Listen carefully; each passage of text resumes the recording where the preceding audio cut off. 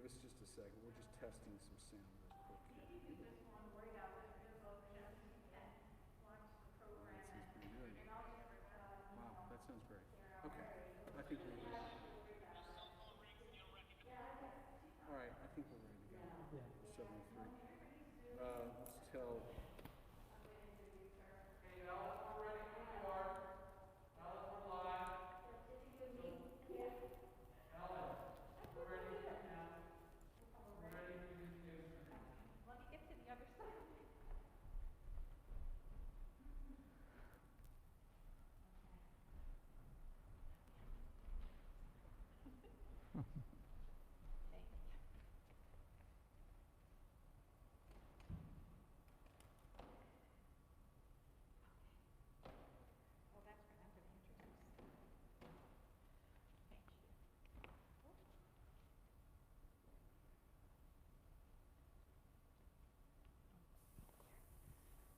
Is this good?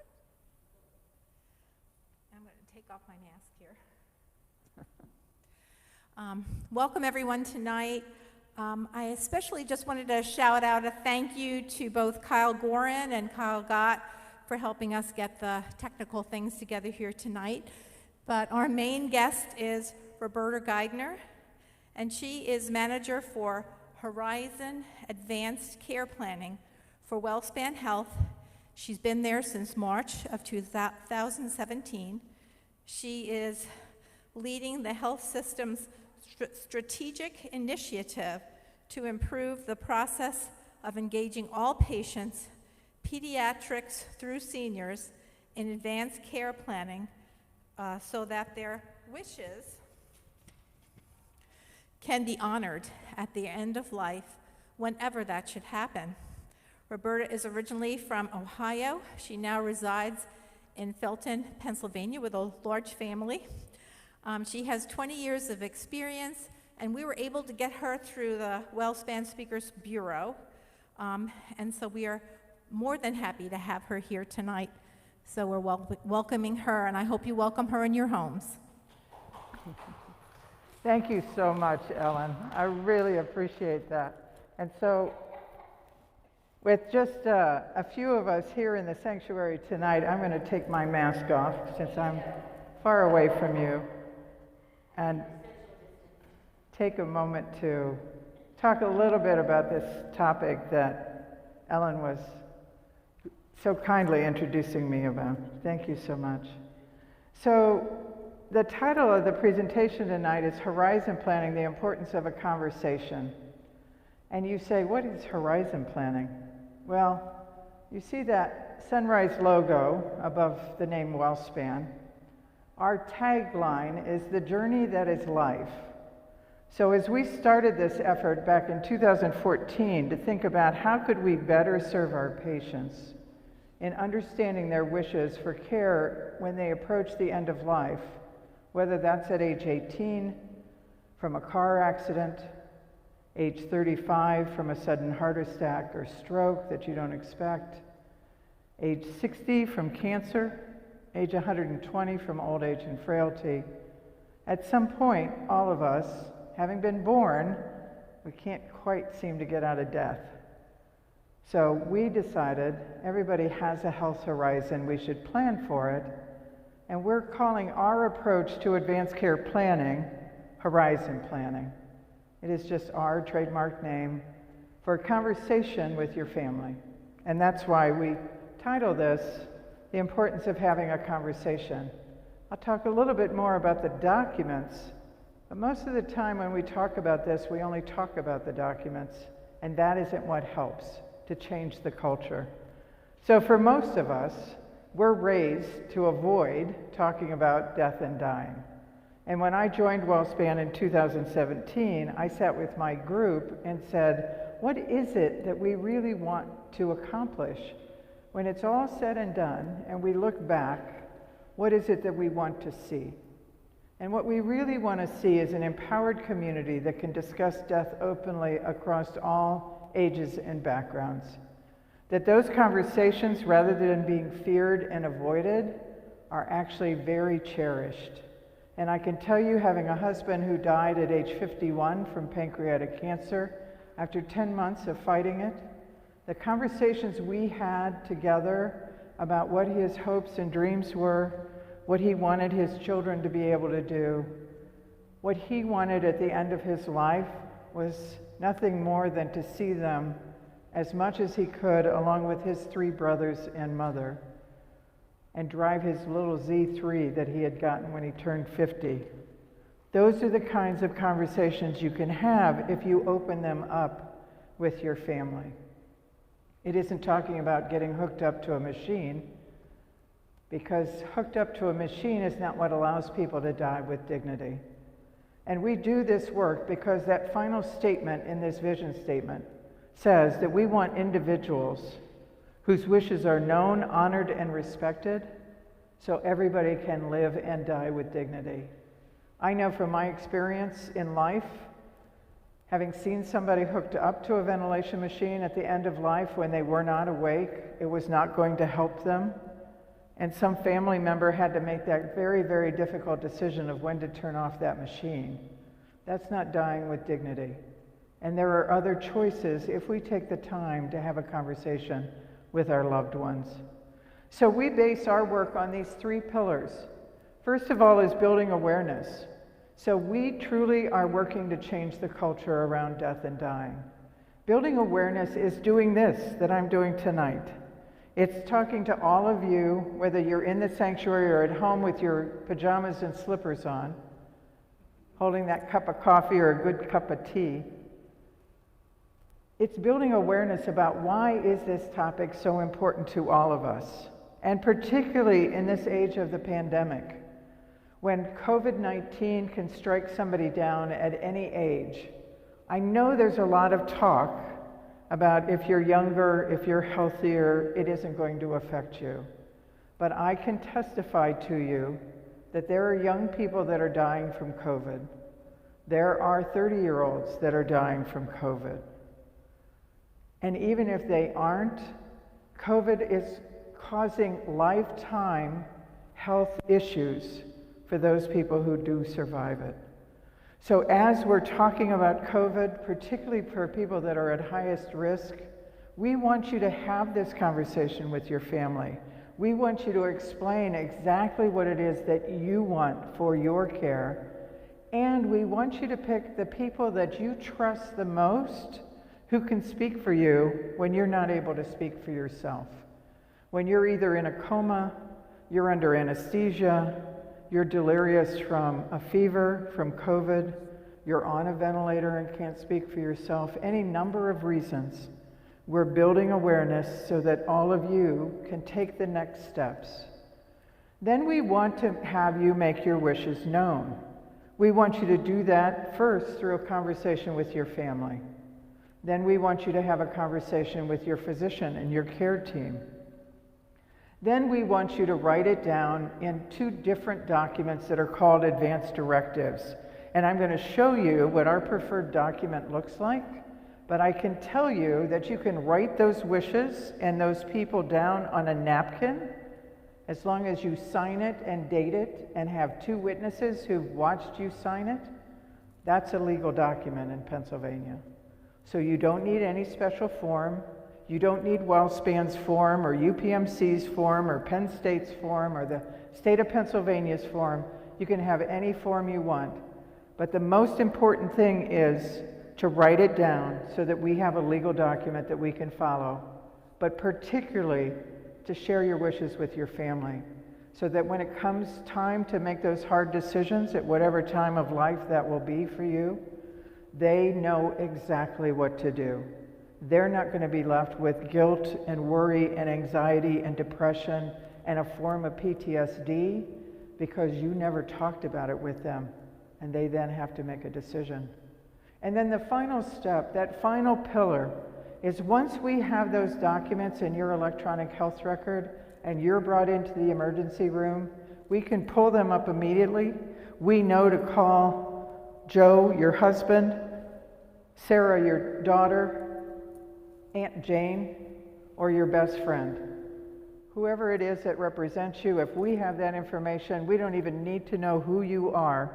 We can look it up in your record and if it says do not resuscitate, do not intubate, if it says full aggressive treatment, if it says make me comfortable and please send me home because I don't want to die in the ICU, whatever it says, that's your choice, that's your wish, and that's what we want to honor at the end of your life. Horizon planning or advanced care planning is really a process. So this isn't one conversation, this is many conversations. This isn't just one document, it's many documents, because as we age, our life changes. So for me, at age 18, I was in college at that point. I was 3 hours away from my parents. I probably would have chosen them as my durable powers of attorney for healthcare because I really didn't have anybody else yet in my life. But then at age 29, when I moved away, I wanted my best friend to be my power of attorney because my parents were in a whole different position in my life. Then when I met my husband was my power of attorney. My husband died 13 years later. For 10 years, I had best friends, 2 different sets of them, and in a moment I'll tell you that story. And now that I have a new partner, I have a whole other set of powers of attorney. So that document has to change every time you change the people in your life who have changed for whatever reason that you trust the most to represent you when you're not able to speak for yourself. And since I'm 68 and relatively healthy, I'm going to want everything done if I get in a car accident and there's hope for recovery, or I have pneumonia and there's hope for recovery.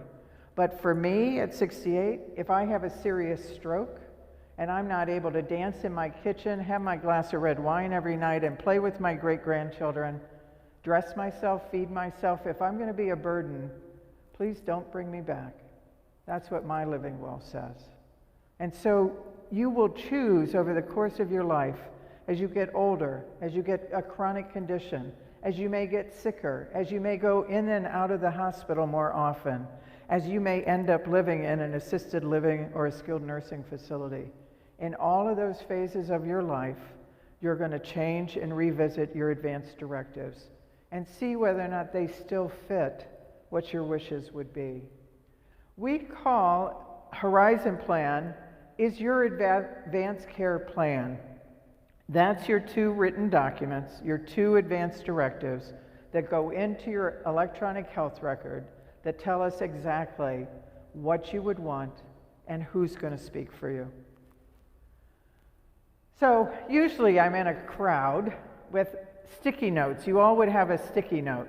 So I'm going to ask you to just think about this, or those of you with a pen and paper here in the room, I want you to answer this question for me.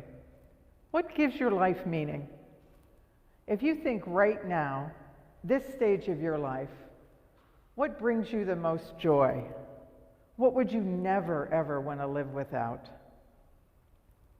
And just think about that 1 word or 2 words of what gives your life meaning. And I want to just take a minute and let you think about that. And then I'm going to just let our participants here in the sanctuary answer, because I can't really talk to you there on that camera too well, unless you want to send a note back to Pastor Kyle, or Kyle, our cameraman, sound man.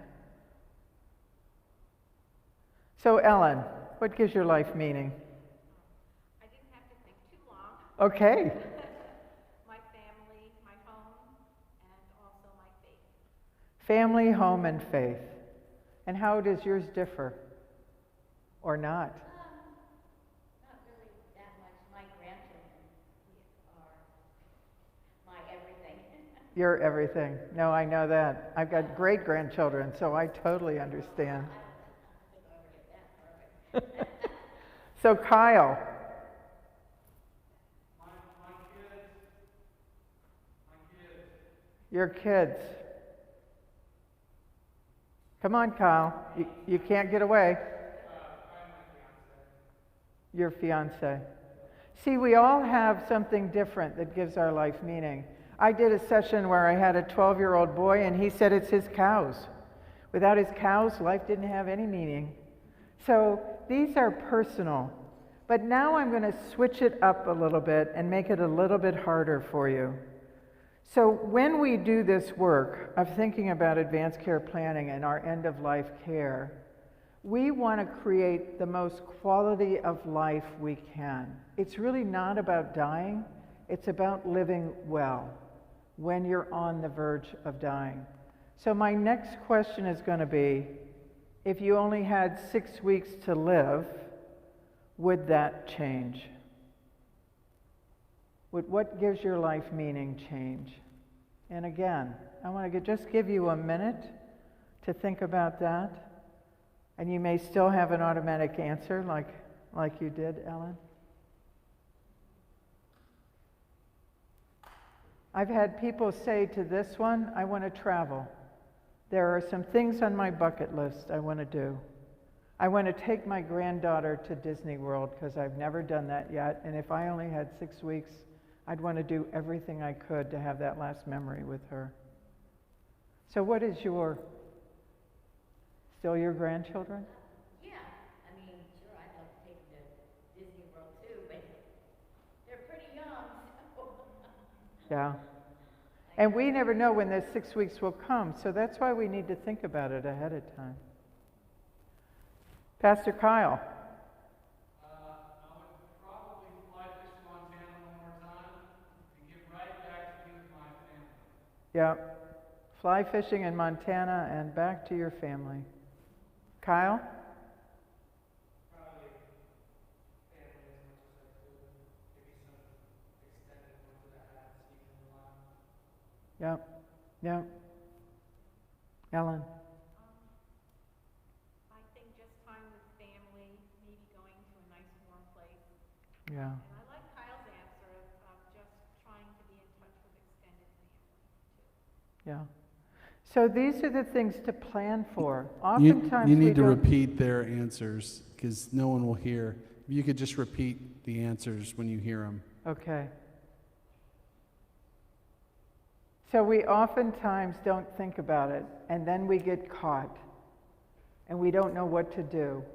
And the panic sets in, and the crisis sets in, and we can't think. So by having these conversations early, when we're healthy, when we're not facing a crisis, is so much better. So why are we doing this differently?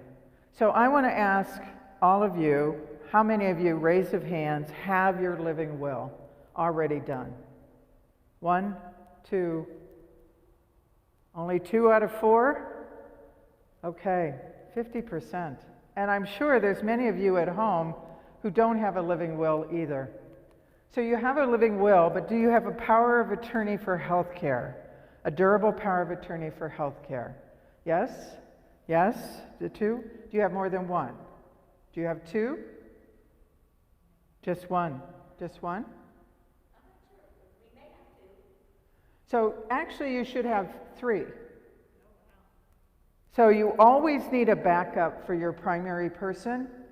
And as I experienced, I had 2. Neither one of them showed up when I was in a health crisis, close to death, having to go to surgery.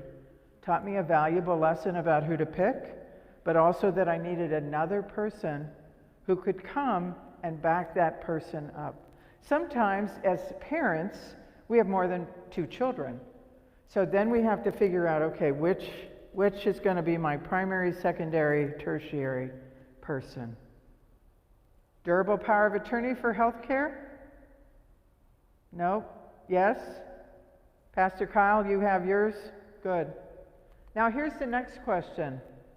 How many of you have talked about what's in your living will with your extended family, but particularly with your durable power of attorney for health care? Have you sat down and had an extensive conversation with them? Oh my gosh, Ellen's shaking her head. No. No. That's the problem. So you know what happens?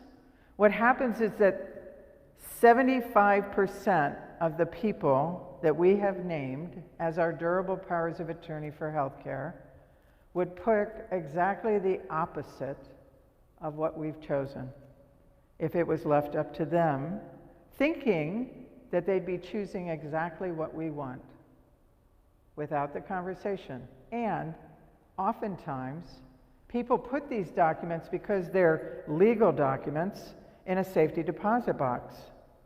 Where's the safety deposit box? In the bank. Is the bank open 24/7? 7 days? Anytime. So here's your document in the bank. Your power of attorney doesn't have it. The hospital doesn't have it. Your doctor doesn't have it. So who's going to reference it? Who's going to be able to talk about it? And you know, maybe you don't, that when you're in the hospital not able to speak for yourself, if you do not want CPR, if we don't have a legal document, we have to provide you with CPR. We have to provide full aggressive treatment unless we have instructions otherwise that are legal, or you have a legal representative that we can confirm.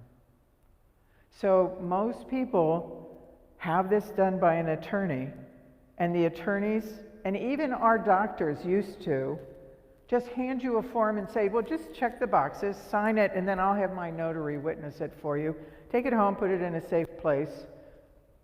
We don't often say, take it home, talk with your family. Don't put it in your safe. Make lots of copies and share it far and wide, because that's the best way to have your people that you trust be able to speak with about you and for you in a way that represents your true wishes. So where are your documents? I'm sorry, ma'am, I didn't catch your name. Bonnie. Bonnie. Where are your documents, Bonnie? At home? At home? In a safe? No. In a drawer? No, just in the bookcase with other binders. People know where they are? Yeah. Okay. See? Thank you. You're my poster child today. Ellen, where are yours? Mine is in a file cabinet with other types of things like that, and I did show my daughter where it was, but we didn't go through it. Yeah. So that's something that I need to do. And I did mine 15 years ago, So so I could probably do it again. maybe it needs to be revisited. So this is the research. Back in 2014, when we started this effort, this is the research that kind of made us aware of why the approach we were using was not working.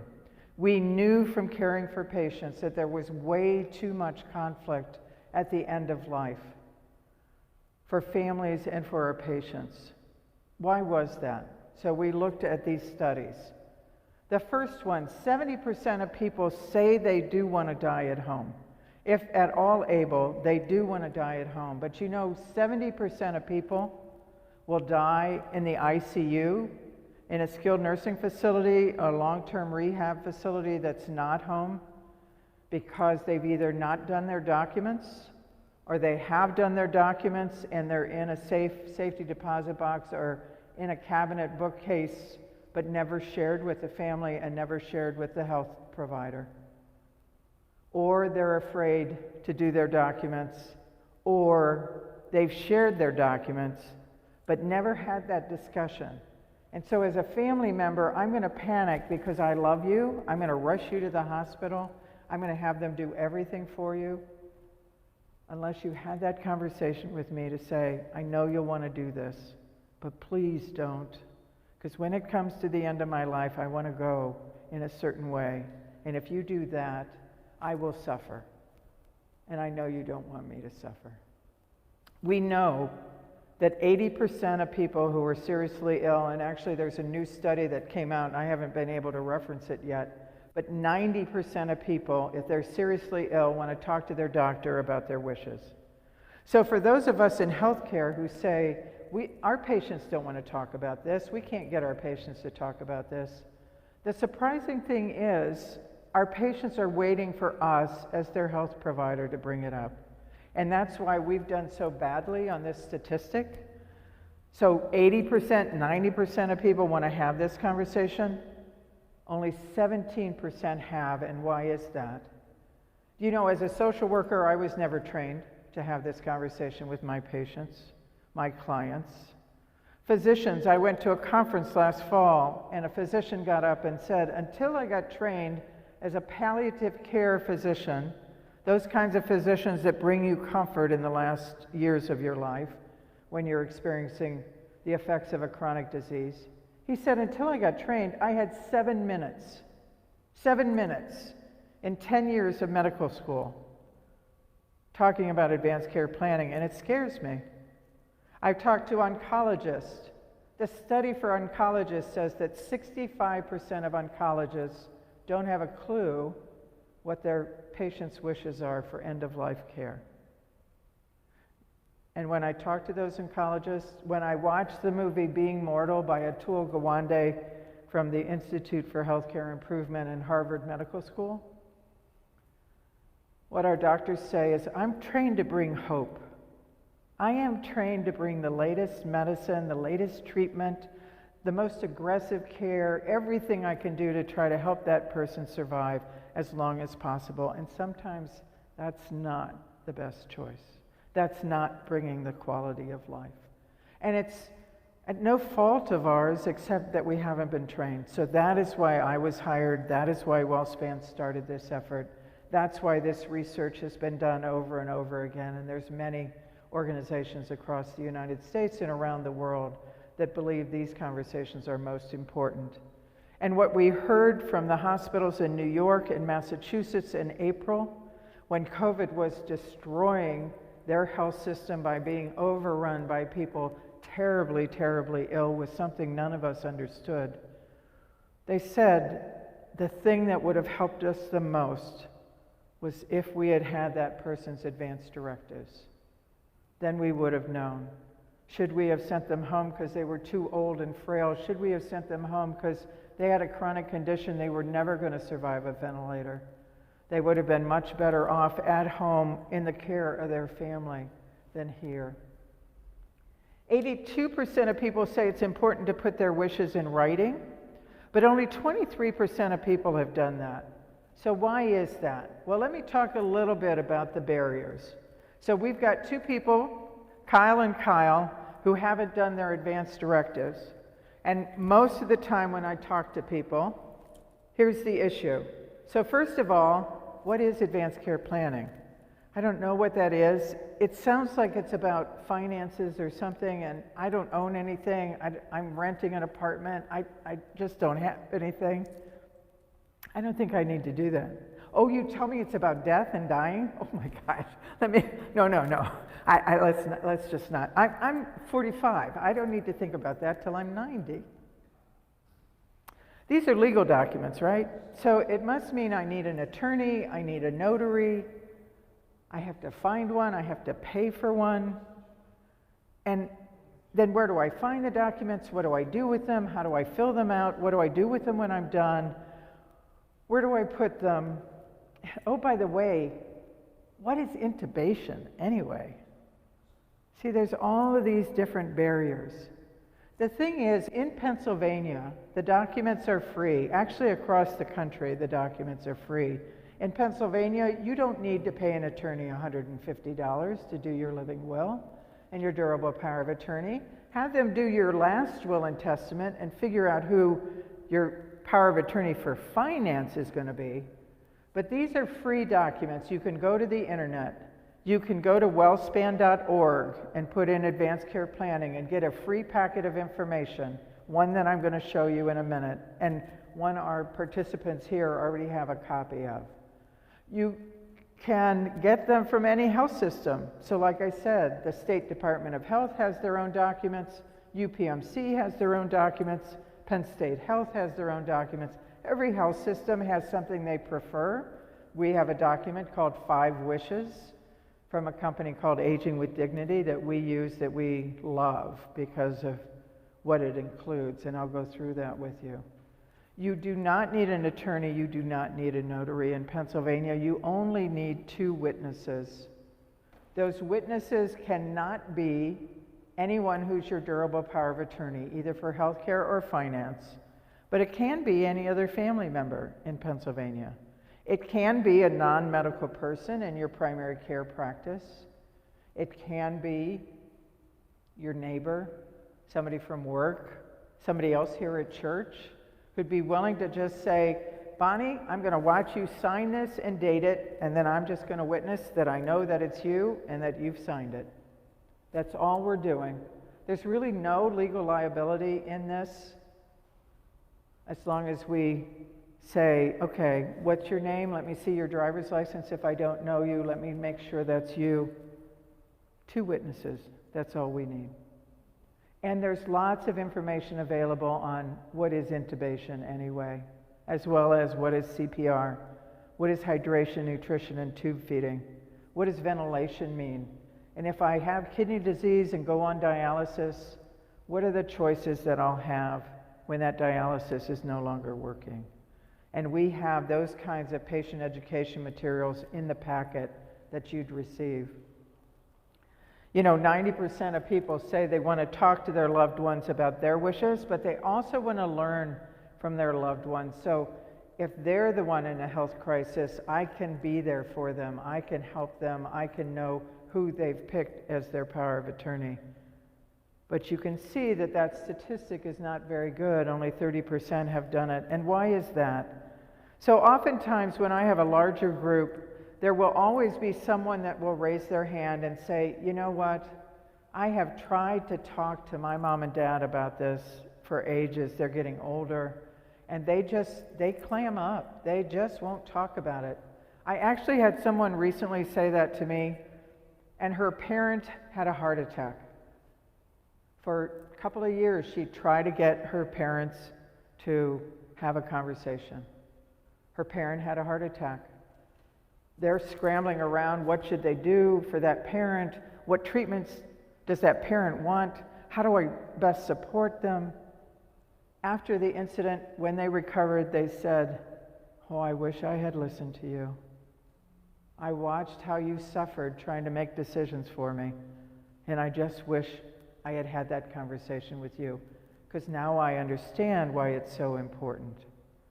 I've had adult parents who've said, we're in our 80s, and we're getting to that age where we've got some health concerns. We want to talk to our adult children, and you know what they do?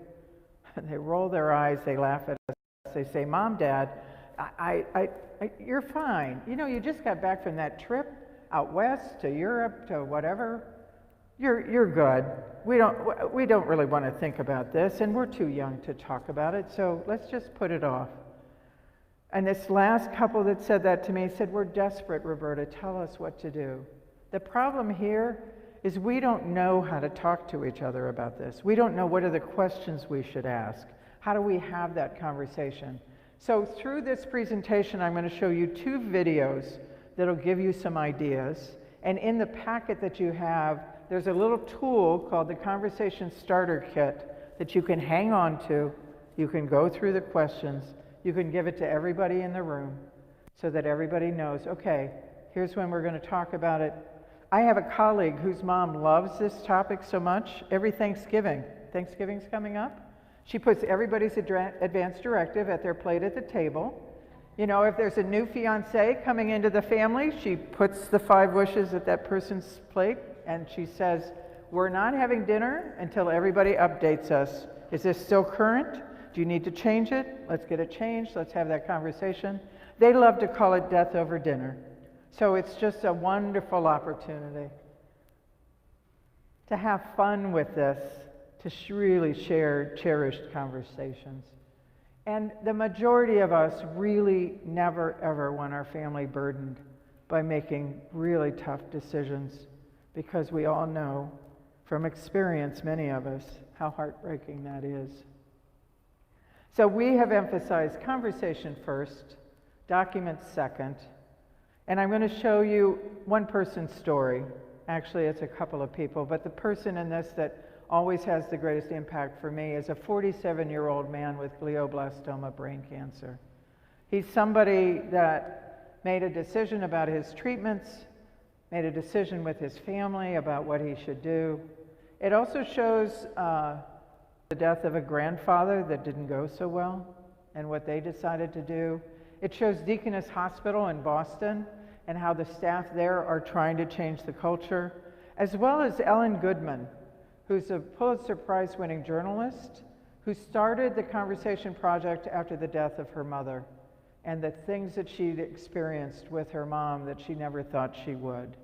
This video was done by Al Jazeera TV in America about 6 years ago. So you'll hear the commentator talk about the Affordable Care Act, the government shutdown, the budget battle, things that never happened again. They just happened 6 years ago. I don't know, history sometimes repeats itself. So this is about 9 minutes. See how much you can relate to this and learn from it for yourself. The government shut down, the budget battle, all this ties back to the bitter bickering over the president's program to bring affordable health care to more Americans. But there is another struggle over American health care underway in homes across the nation. A very personal fight faced by many families over the end of life. Now, we know that most Americans want to die at home, but most of us meet our end in hospitals or in nursing homes. How that could change might begin with a tough talk about how we want to die. My name is Joe Nyer, and I'm 47 years old. I was diagnosed with glioblastoma multiforme stage 4. And it's the most dangerous brain cancer there is. And they give you, the median is 14 months from diagnosis. Standard protocol is for you to be on chemo kind of for life. It was 5 days on and 18 days off. I did the 5 days on it, felt, pretty horrible, for sure. And it took me 13 of those 18 days before I could really get off the couch and get back to being able to do what I love, because for me it's much more about quality of life than it is quantity. I opted to not continue the chemo protocol at all. It just was too much time of feeling horrible, and for very slim gain. Joe spoke with his family, wife Lori, sons Alex, Aaron, and Zeke, and his brother David, making it clear to them how he wanted to be cared for and how he wanted to die. If I got pneumonia or something like that, I would probably go to the hospital if it's a treatable condition, But if it's glioblastoma related, I definitely want to stay home. If it goes that route where, I know that the end's coming, I don't want to be away from here. Saltwater pool. I can see and feel people going, gosh, why is he not going to do everything he can? I am doing everything I can. I'm doing everything I think is best for everybody involved, myself and the family. And I knew for me, for Joe, that it was my way to go. The kind of death Joe Nyer envisions is rare. Despite surveys showing most Americans would prefer to die at home, more than 2/3 die in a hospital or nursing home. Many after stays in an intensive care unit, like this one at Boston's Beth Israel Deaconess Hospital. He's a 56-year-old, decreased respiratory drive. He's a 60-year-old surgical wound infection. Probable bacterial meningitis, along with a whole bunch of other lab abnormalities. Temps 103. Her daughter's here. Her husband does not understand that she's doing very badly. So it sounds pretty serious. It's pretty serious. Given her rash, Today, Dr. Asha Anandaya and her team are treating a 60-year-old woman with multiple organ failure. This is a patient who just came in last night who became very ill very quickly. We don't know which way it's going to go, but I think it's important that it's clear to the family that the patient is almost as sick as she can be. Do you have any questions right now? I know it's overwhelming. We don't know if she'll survive this. It sounds like they pushed the limits as far as sedation, so I think the issue is we often have to start thinking about what the patient would want in terms of things like remaining on life support for a more prolonged period. Nurse Kathy Purcell has worked in the ICU here for 28 years. Patients get acutely ill, come into the ICU, and nobody's discussed it. Some family members aren't ready to let go and to say, let's not do more aggressive measures. And so they'll say, to the staff, oh, of course, Mom would want everything done. And other members would be like, no, she wouldn't have wanted that done, And the way that I help, and a lot of us do, is to say to the family members, well, if your mom were listening to us, what would she be telling us to do? Or, what was important to her in her life? I think if decisions were made by patients prior to their admissions and expressed to their family, then a lot of the suffering that goes on right now would be avoided. That's the goal of the Conversation Project, a new organization founded by Pulitzer Prize-winning columnist Ellen Goodman. We want people to go to the kitchen table with the people that they love and have conversations about what it is that they want. My interest in this subject really grew out of the end of my mother's life. I was faced with a cascading number of decisions for her health care, and I wasn't always certain what she would have wanted. I often wished that I could have said, Mom, is this what you want me to do? Is this what you want to have happen to you? The project website offers tools to help families think about and talk about what kind of death they want. When you ask people how they want to die, 70% of them say they want to die at home, for example. And home is not a geographic place necessarily, but it's an idea. It's a way you want to die peacefully, not in pain, surrounded by people you love, not in the ICU. People are not dying in the way they would choose. That's a big motive for the Conversation Project. That's how J.F. Scherer felt about his father's death. So he and his wife, Luann, decided to have the conversation with their daughters, starting with 22-year-old Caitlin. What did you feel went wrong with Grandpa's passing? When he got really sick at the end, I don't think anybody knew who was even supposed to make the decisions. Some family members thought Grandpa needed more care and should go to the intensive care unit, where other family members thought he should just be allowed to be at home and be comfortable. So it was very confusing. If something happened to me today, I would not want to be kept alive by medicine. Okay. If I didn't have a chance to recover, or if I didn't know you. If there's something going on with me and you're not sure how things would turn out, say, is Mom actually going to get better? Or is she going to live, but she'll never talk to us again? Okay. For me, the important thing is, it's not what's the best medical thing that's out there and everything that possibly can be done. It's dignity for me. It's comfort. Comfort. The Scherers are using the Conversation Project Starter Kit as a guide.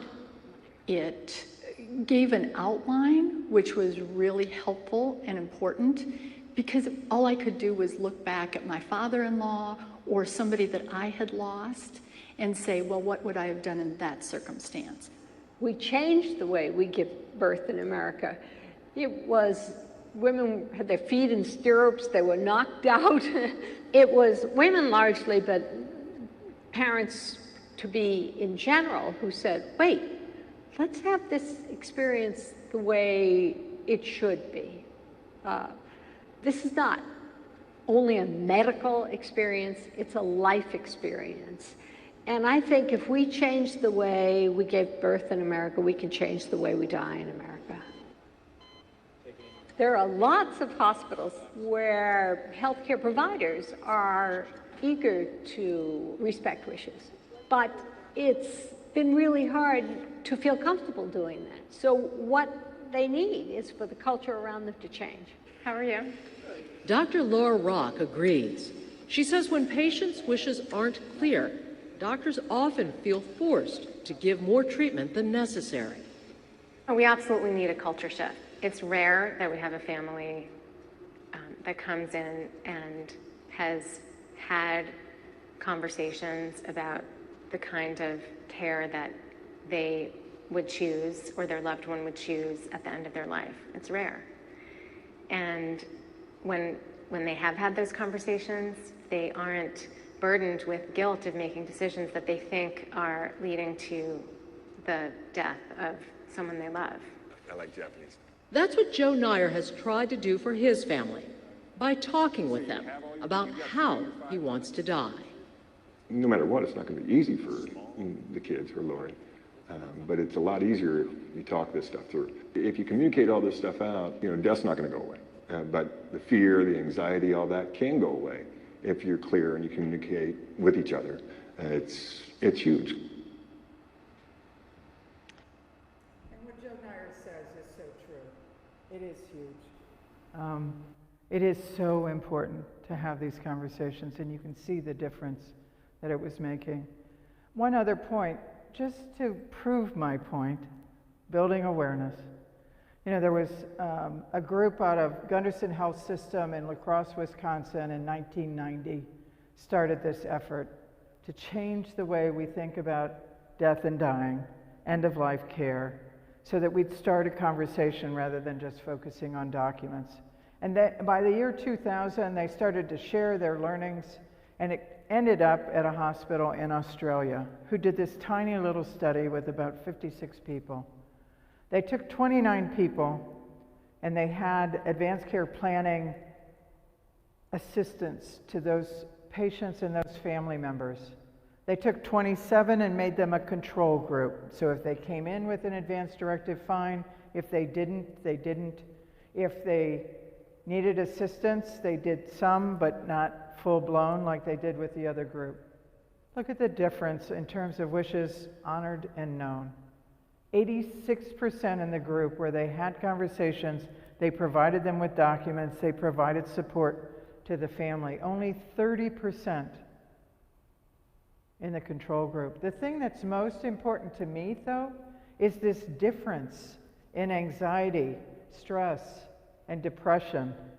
No anxiety and depression in that group where family members had a conversation with their loved one and they knew exactly what was happening. This small study has been replicated over and over and over again. And we know that 6 months after someone dies, if there's been a conversation over their lifetime, even a conversation shortly before they're about to die, it makes such a difference for family members. So I want you, for those of you who are here, and I'm sorry those of you at home aren't going to have this directly, but I want you to know that I did bring 50 of these packets to the church with me tonight. They're going to be in the office. If you would like one, you can call the office, ask it to be mailed to you. You can go to my phone number and call me. It's going to be at the end of this presentation. You can go to wellspan.org, or if you're a WellSpan patient, in your patient porter, My WellSpan, you can order this packet for free as many times as you want, as many copies as you'd like. So for those of you here, I'd like you to just take this and pull out 2 documents. So the first document is something called 5 Wishes. This is our preferred advance directives document. And right behind it is a blue and white 4-page document that's a patient education guide on all of the serious medical options you choose when you're in the end of life. So there's some other things in the packet that we'll go over, but in the interest of time, I want to be able to cover these things. So if you have a 5 Wishes document, any document that you have, you always want to make sure you have your name and your date of birth right at the very beginning. Page 2 and 3 of this is really the 25 years of history that this document has with a company out of Florida called Aging with Dignity. It was started by a gentleman who worked with Mother Teresa and saw that anguish and the heartache that people went through in dying, and he felt it could be different. So he created this. It's been tested by over 20 million people. It's one of the preferred documents across the country. They researched it with the American Medical Association and the American Bar Association. It's legal in 44 states and the District of Columbia. This actually says 42 states and the District of Columbia, but late last year they added Ohio and Indiana. At the bottom, it talks a little bit on page 3 about what do you do if you want to change your living will or your durable power of attorney. These are not documents where you take something, you cross it out, you initial and date it, you write over the new information. These are documents that have to be pure, if you will, clean documents for them to be legally interpreted. So if you ever need to change it, you just get a new document and create the new information. In order to answer this question, my wish for the person I want to make healthcare decisions for me, in the 5 Wishes booklet, you'd go to page 4 and 5. This is the document that is your durable power of attorney for healthcare. And our durable power of attorney for healthcare, sometimes I hear one of the myths about this position is that they can just willy-nilly change anything in my living will. They don't have to abide by anything I've said. If I give them this power, there's nothing I can do to control it. That is absolutely not true. So the durable power of attorney can only speak for you when it has been verified by 2 physicians that you don't have the capacity to speak for yourself. Again, you're in a coma, you're under anesthesia, you're recovering, you're delirious, you're under medication that doesn't allow you to be lucid. So that's when your durable power of attorney is called into play. We talked earlier, don't just have one person, have at least 2, preferably 3, and this page gives you the option to have 3.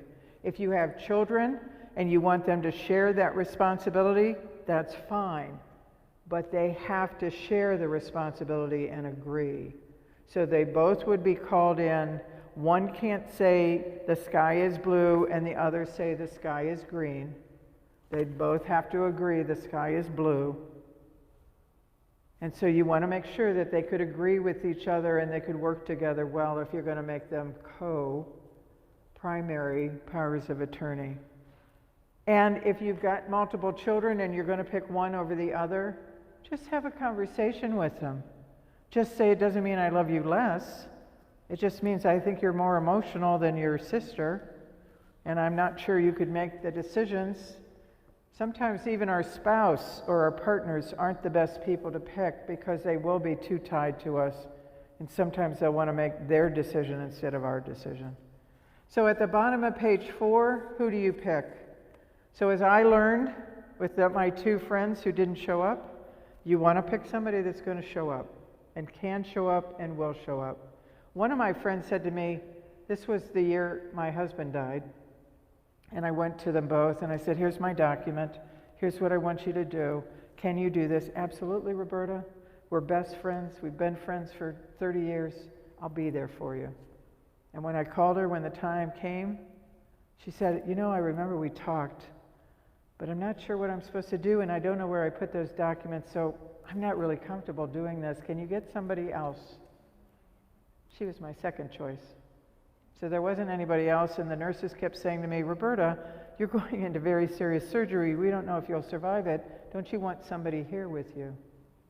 You bet your bottom dollar I wanted somebody there with me, and I picked the wrong person. Not their fault. Just was the circumstances. So the next time I picked, I made sure, please, I want to make sure you can show up. Please, I want to make sure you know what it is I want. I want you to know where my document is, because I'm going to give you a copy of it. Please keep it in a place where you can readily find it if you need it. And they've always been there for me since then. You want to make sure that if there's family conflict, it's somebody who can deal with conflict and help to resolve it and can stand up to it and say, this is what mom or dad or brother or sister said, this is what they wrote, this is what I'm responsible for implementing. Please come along with me, or please get out of the way, kindly, lovingly, but just let me deal with this hard situation that we've got to work with. And you want to make sure they can make difficult decisions. I can tell you, as somebody who's been a durable power of attorney for healthcare, watching my husband die and having to make decisions when he wasn't able to, it's not an easy place to be.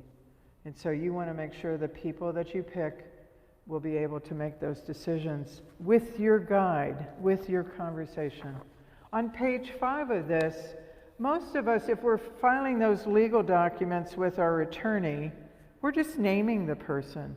We're not saying what they can and can't do. What I love about 5 Wishes is it says, my power of attorney can have independent thinking. If they have more information than I would have given them and they need to change my mind for me with what I've written, I'm going to give them the authority to do that.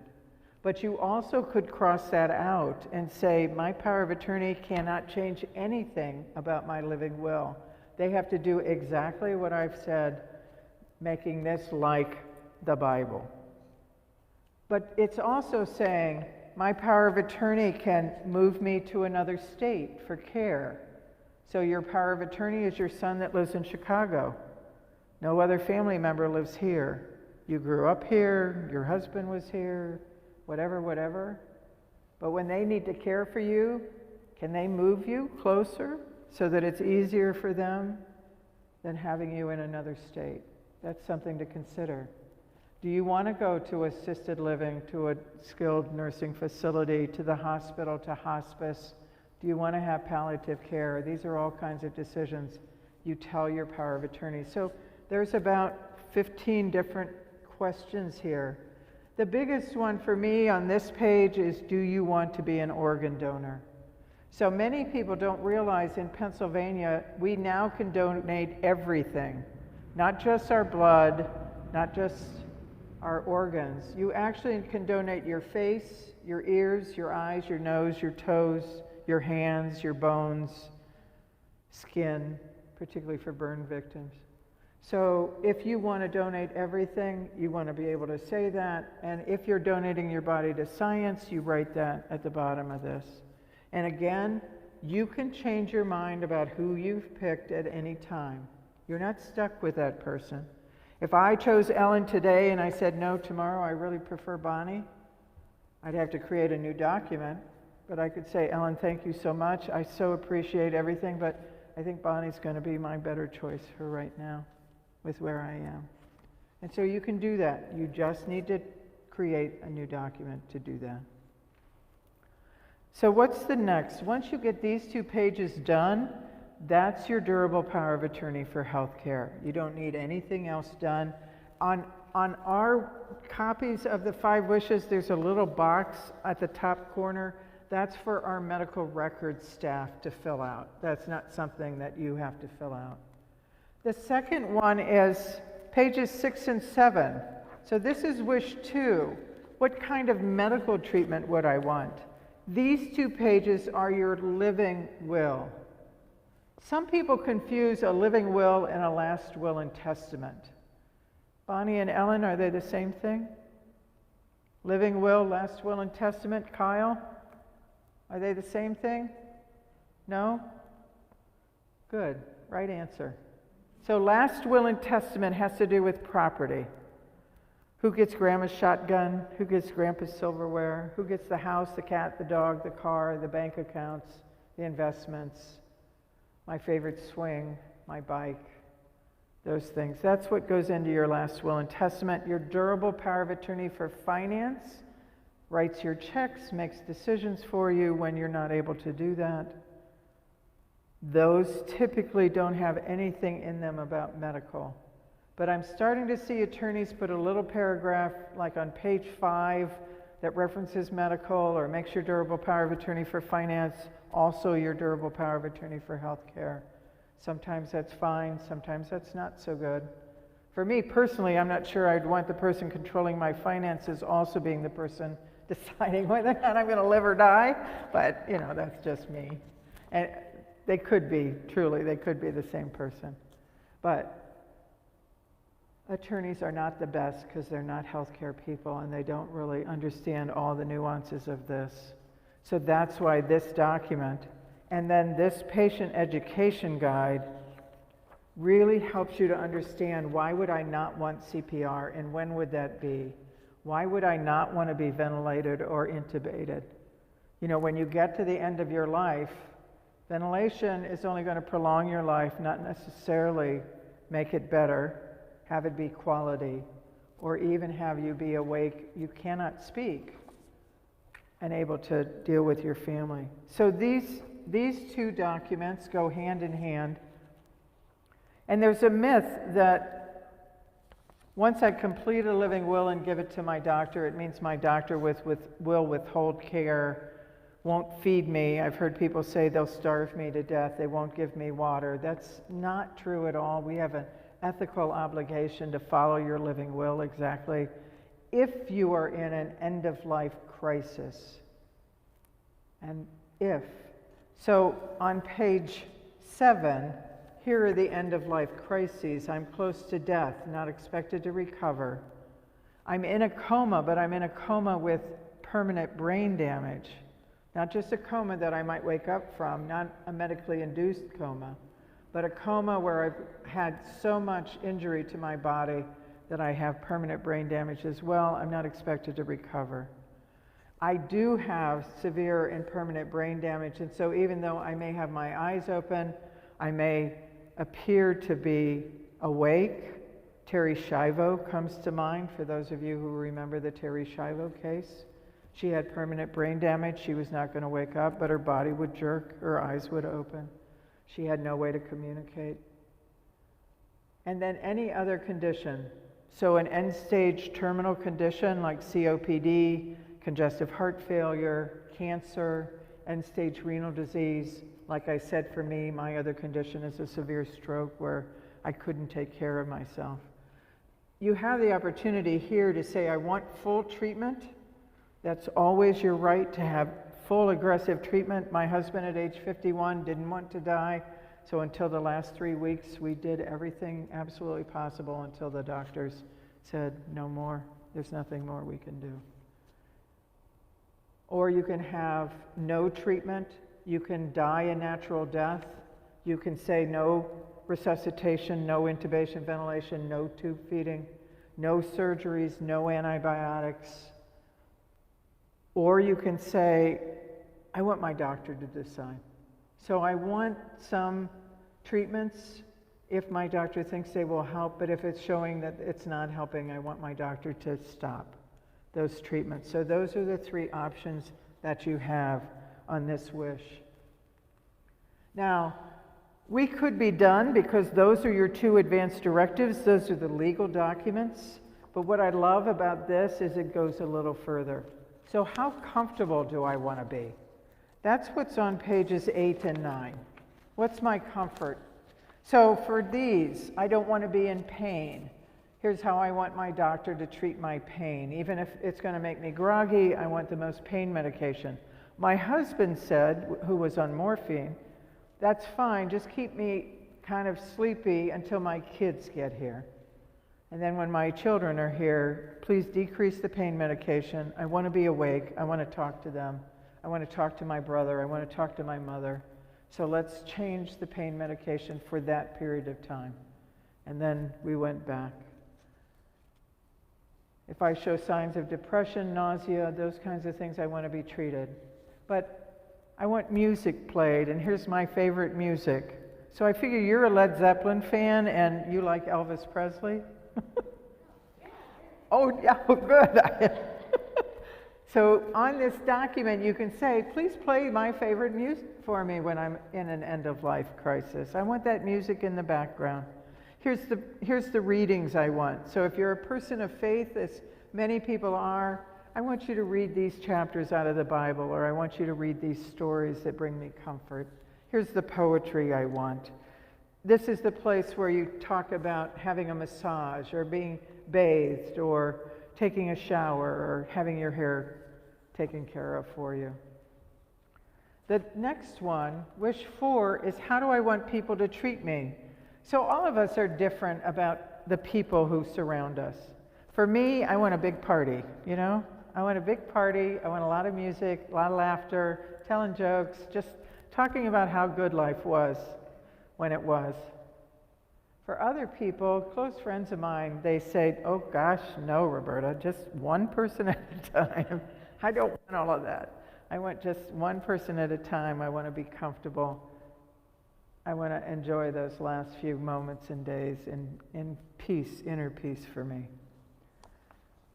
And again, pictures by your bed, certain trinkets or things that you love.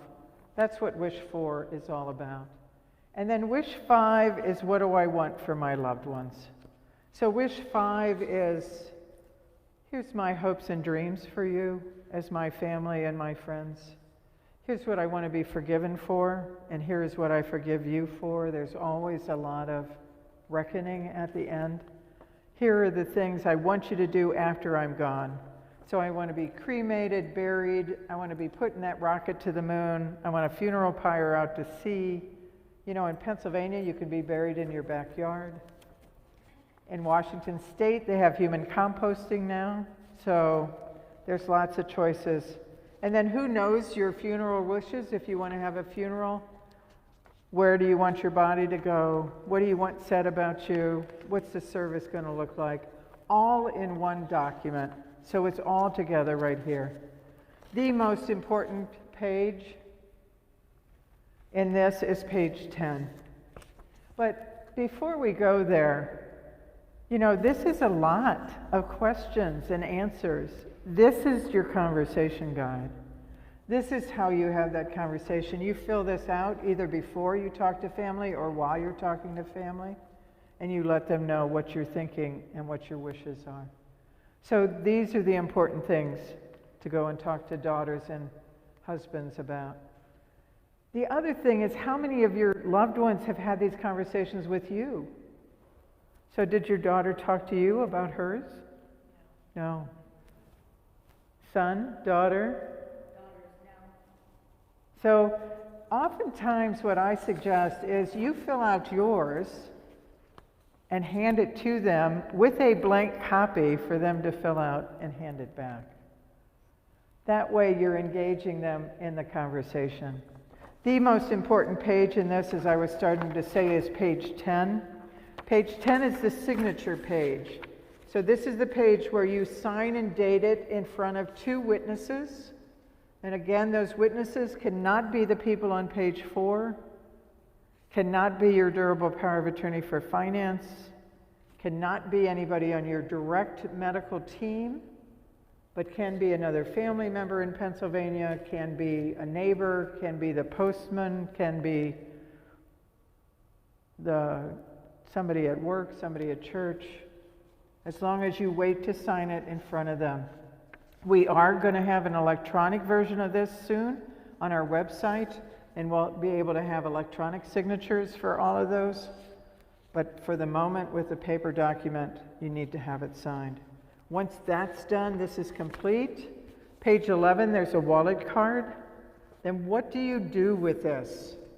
What you do with this is you make a copy that you give to your primary care provider.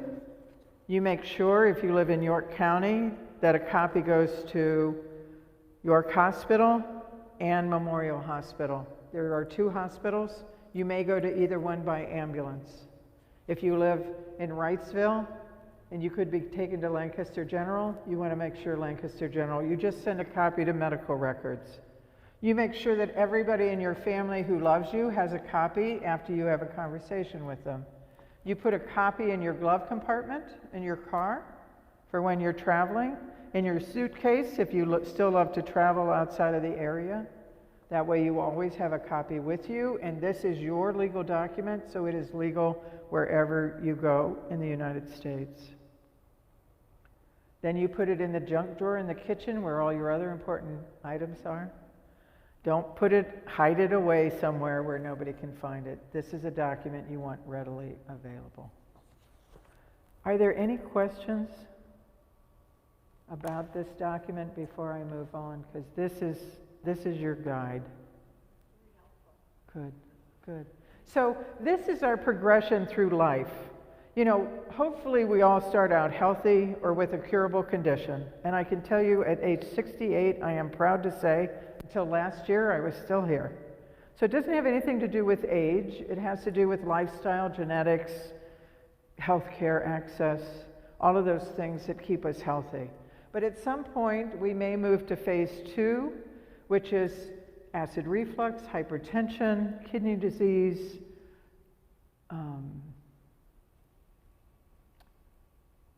the things that are chronic conditions but can be treated. And you'll see this says Horizon Planning 101. So in these 2 phases of life, because you're fairly healthy, you know, if something happened to me, I'd want full aggressive treatment for everything unless I was in an end-of-life situation. And then it depends on how good my survival would be. So in those two phases, we're really just saying, have you talked to your family? Do they know your wishes? Have you created a living will? Have you picked somebody you trust to speak for you?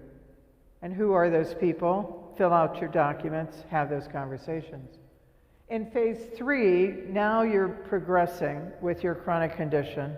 This is cancer, congestive heart failure, chronic pulmonary disease, end-stage renal disease, the early phases of Alzheimer's and dementia, or sepsis oversees all of them. Phase 4 is the last year of life. This is when, either because of a terminal illness or because of old age and frailty, no one would be surprised if you were to pass away in that last year of life. So we still want your advance directives. In phase 3 and phase 4, this is when you want to start palliative care to help you live a better quality of life and a longer life. In phase 4, in the last 6 months, not the last 6 days, in the last 6 months, call hospice in to help you. Hospice is not about, I'm going to die immediately. Hospice helps, again, to prolong the quality of your life. In those two phases, we want your living will, your durable power of attorney. But in phase 4, we also want this bright pink document that's called a POLST. So this bright pink document is a physician order for life-sustaining treatment. In Pennsylvania, it requires a physician or an advanced practice provider to sign it. And it is a transition document. So this is the document, if you have one, you talk with your physician or APP about it, you hang this on your refrigerator or by your front door for the EMTs that come with an ambulance. If you want to die comfortably at home, this can say that, and the EMTs will keep you stable and let you stay at home. If it says, don't take me to the hospital, I don't want surgery, they'll make sure that happens. EMTs cannot recognize a living will. The state regulations require them to have a physician order, so this is the document that you need. So if somebody in your family is elderly, frail, or they have a terminal condition and you think they're getting close to the last year of life, this is the document you want them to get from their provider. These are all of the documents that are in this packet. So the 5 wishes is here, the conversation starter kit that you saw in the video is here. This is the document that's really helpful. It doesn't have any legal documents in it, so there's no living will or durable power of attorney in this booklet, but it's a great conversation guide for those of you. You've already got your living will. If it's perfect and you don't need to change it, you don't want to do the 5 wishes, that's great. But if you've not had the conversation, this is what can help you with that. And this is a very short video. Diane Sawyer introduces this one. Now this is how you can have the conversation. Because we are all Caucasian in this room, we can relate to this. It's not very diverse, I'm sorry to say. Neither one of these videos are, which I'm still searching for something that's more diverse. But this is a way you can have that conversation with family, and the impact of this on younger family members is very interesting. So Diane Sawyer, again, did this with Ellen Goodman about 6 years ago when the Conversation Project started. But see what you think. And finally tonight, ABC News wants to join you in something right at the heart of the American family. How we can all help the people who care about us make decisions near the end of our lives. And 9 out of 10 of you have told us that we should all be talking about it at all ages, what we want. And yet only a fraction of us have done it. And we know it makes a huge difference in the health of the caregiver as well as those cared for. So ABC News has taken cameras inside a vital, loving family, part of a new community, deciding to have the conversation. This is 85-year-old Norm and his daughter Maureen. My dad is 85 today. He's still very, very active. He's a wonderful friend. Throughout life, daughter and father have always talked about everything, except one thing. how to control the end of your life in the same way you control the prime of your life. So dad and daughter gather the family together, 3 generations, for an act of love. And so now we're just asking that you share some of your thoughts about what you would like at the end of your life, so that we can honor your wishes. They are part of something new underway for families in America that says having the conversation is a gift parents and children give each other. And there's proof of the difference it makes. Studies show depression rates plummet after a loss if the families have had the conversation. Renowned physician Dr. Atul Gawande says doctors and nurses see it firsthand. When you're there in that moment and you're talking to the family and you're saying, how much will it bother your father if he ends up this way? And they say, more often than not, I don't know. We never talked about it.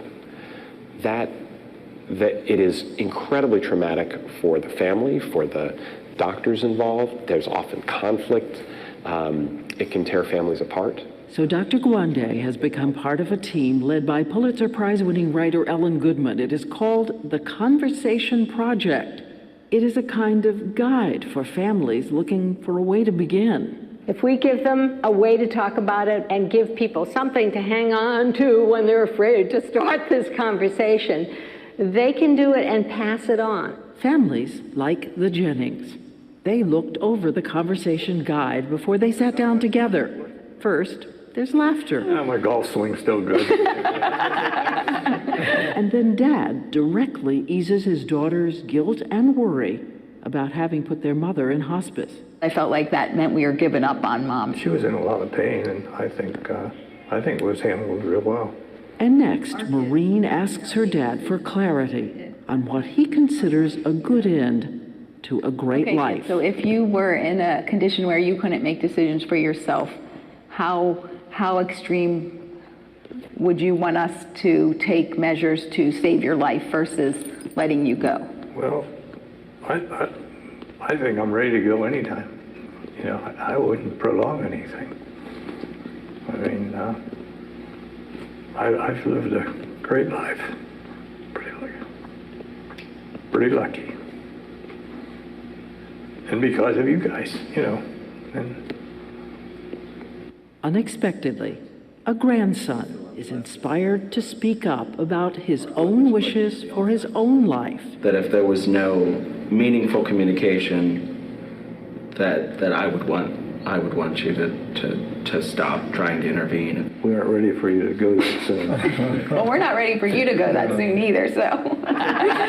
One by one, the others weigh in, all ages. People don't do that. Happy birthday, dear Grandma. And with that, another family has joined a kind of estate planning for the heart. Go. A conversation beginning in America. So please tell us. That's how it can be. If we pull ourselves together and have that book in hand and have a way to have that conversation. It's hard when they choke up, because then you want to stop it. But just look at how much that uncovered for that family and how much peace it brought them to understand how their father and grandfather felt about the death of their grandmother. So here's our last question for you. So what have you learned? What have you learned from someone close to you who's been seriously ill, had to make these kinds of tough decisions, and may have died? What did you learn from that experience that you'd want to apply to your own living will and situation? These stories that we can tell each other really help us to have a better understanding of what it's like. Kyle shared with me earlier that he's too young to have experienced this yet. But if I can tell him, you know, what happened to me with my husband at age 50 getting pancreatic cancer and being gone 10 months later, if I can tell him about a colleague whose son got killed at age 21 in a snowmobile accident and she had no clue what to do for him in those days before he actually died.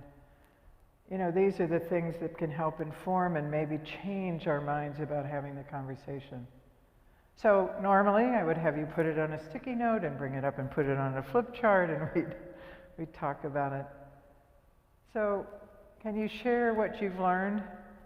So, Pastor Kyle, can I ask you that question? And I'll let you go first this time. Being a pastor, I'm sure there's quite a bit that you've experienced over your career.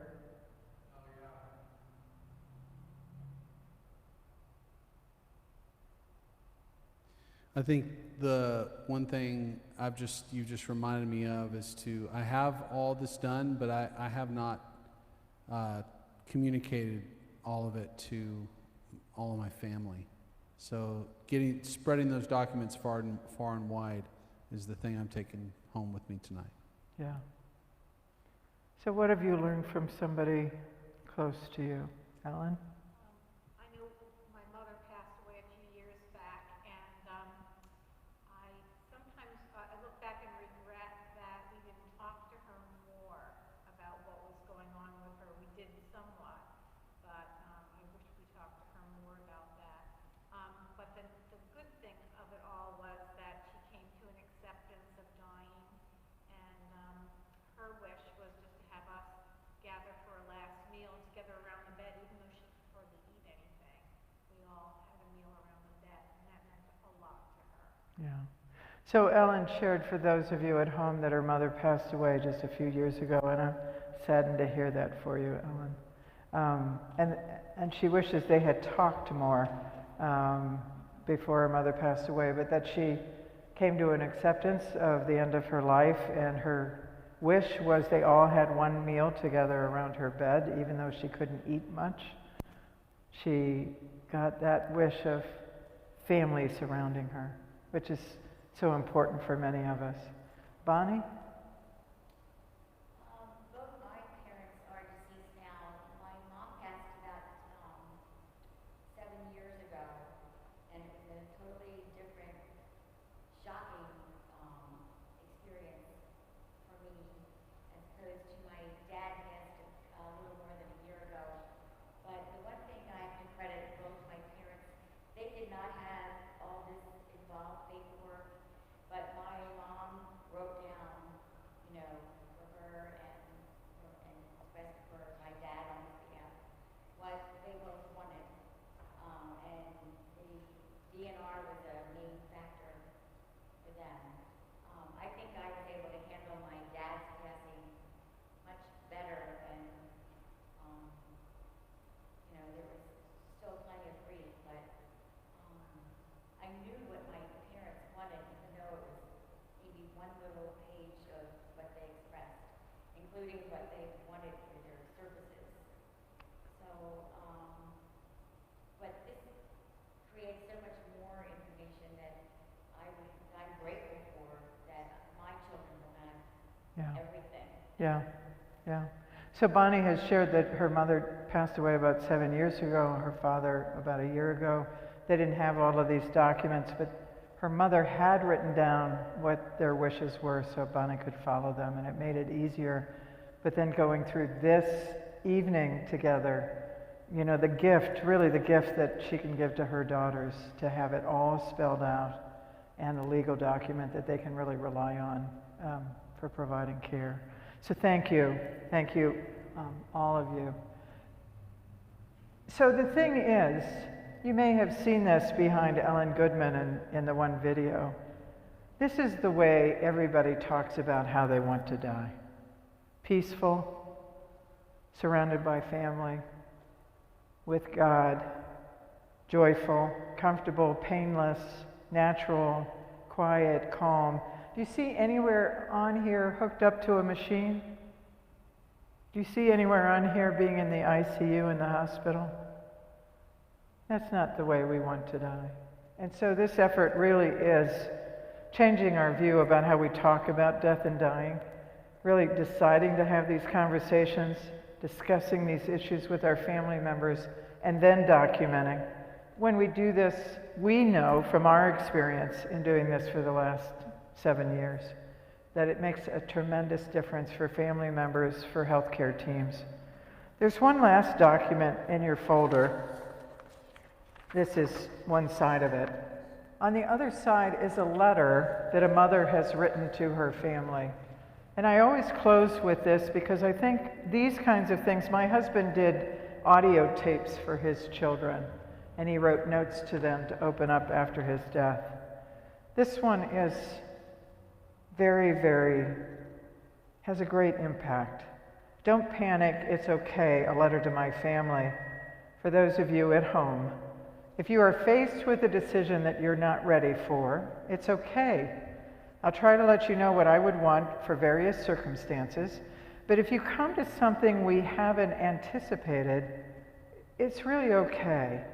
And if you come to a decision point and what you decide results in my death, oh my, it's okay. You don't need to worry that you caused my death because you haven't. I will die because of my illness or my body failing or whatever. You don't need to feel responsible. Forgiveness is not required. But if you feel bad, responsible, or guilty, first of all, don't, and second of all, know you are loved and forgiven. If you're faced with a snap decision, don't panic. Choose comfort, choose home, choose less intervention. Choose to be together at my side, holding my hand, singing, laughing, loving, celebrating, and carrying on. I will keep loving you and watching you and being proud of you. I so appreciate your time this evening. This has been just a wonderful opportunity, even though it has to be live streaming and I don't have as many people as in my audience. But I hope those of you at home have found some benefit in this. As I said, this packet of information is available in your church office. This is my contact information at WellSpan. If any of you have another organization that you'd like me to come and speak to, I'm happy to do that at any time. Just give me a call, send me an email.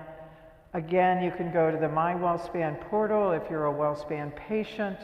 Go to Horizon Planning in the quick links, and you can order a packet free there as well as on our website. Thank you very much, Pastor, for allowing me this time this evening. Ellen, thank you for reaching out to us and making these arrangements. Kyle, my sound guy, my tech guy, my everything guy to make this work tonight. And Bonnie for coming out in the midst of COVID and joining us. I love it. Roberta, thank you. And we will have some of those packets in the office to be picked up by our members. We'll put that in the announcements too so that people can access those. Thank you so much for being here, and thank you for Ellen and the Stephen Ministers for sponsoring and supporting this. Peace. Peace to all of you. Thank you so much.